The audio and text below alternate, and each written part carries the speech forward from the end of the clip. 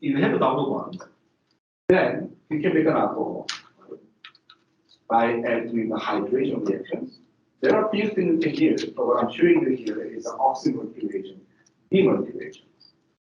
And right now, you have no clue what the name means. You really have to go back and cover the whole can one again. You're going to need it. I get it.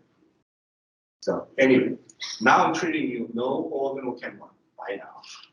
So how this happens is this mercury diacetate is kind of one of the acetate which goes out, make the mercury ion, Hg plus, and that is what these pi electrons are going after, right, as nucleophilic attack.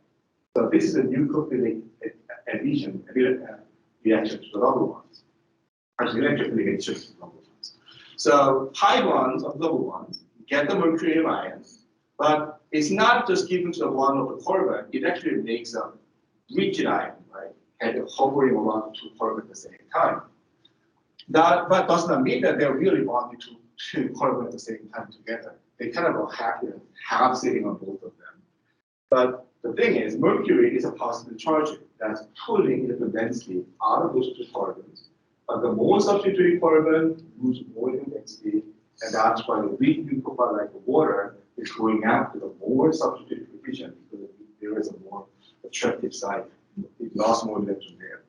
So the hydroxyl groups is there from the water by making a pack of more substituted position, and that's going to break this mercurium ion, the bridge ion. Mercury goes to the other side.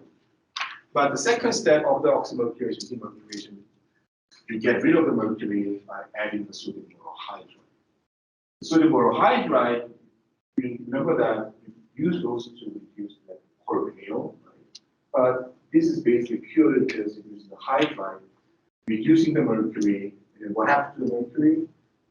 Mercury becomes mercury zero, and you choose a mercury metal. And you know how the mercury metal looks like. It's a liquid metal. So during the reaction, you see the mercury is forming in the bottom of the glass. You see the pull of the mercury there. So it's kind of neat. But obviously, you don't want to touch it because mercury is poisonous. But anyway, so that you get to make an alcohol. Well, since this is an ethers, I just talked about alcohol. So then you have to go further from there.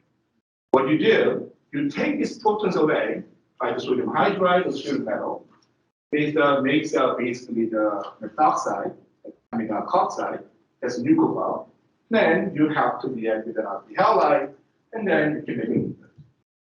So this is something the combination of the reaction that you already know to make an ethers. You also can make the ether some other way. It's kind of a variant of the oxymercuration demercuration. It's called the alkoxymercuration demercuration.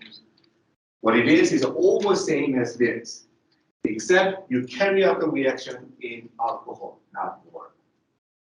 That way, the first step, it gets a mercury, right? So you make the same intermediates.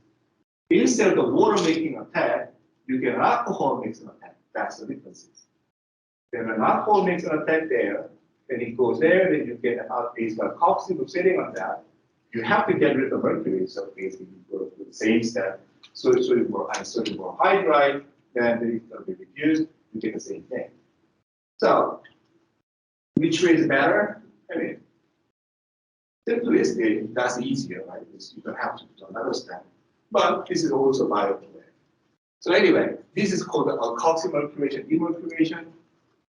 This step is called the oxymercuration demercurations. And then using an alcohol make an ether by a two reaction. It also has a name. It's called the Williams ether synthesis. So all of this thing has been discussed already. So this is nothing new.